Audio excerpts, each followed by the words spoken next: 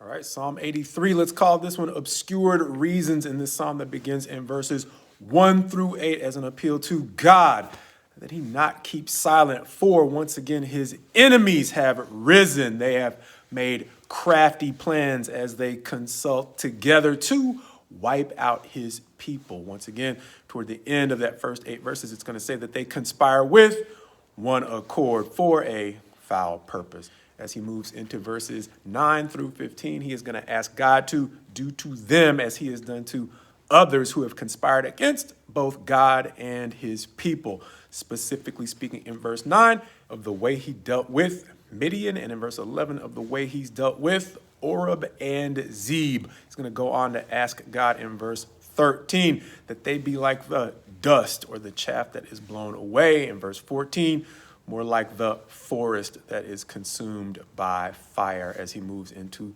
what might be described as the last section, verses 16 through 18, to shame them so that, not so much that they are consumed, but so that they will seek God and know that God alone is the most high over all the earth. This chapter reminding me of, once again, that recurring theme we see of the distinction between personality and character. Reminded me that the psalmist seems to know his enemy well enough to notice that the only thing that really seems to motivate them is being ashamed, not any deeper level of integrity. And so even though he seems to be praying to God to deal with them harshly, ultimately he seems to be appealing to God to motivate them using the reasons that matter to them most, and that is their appearance to others.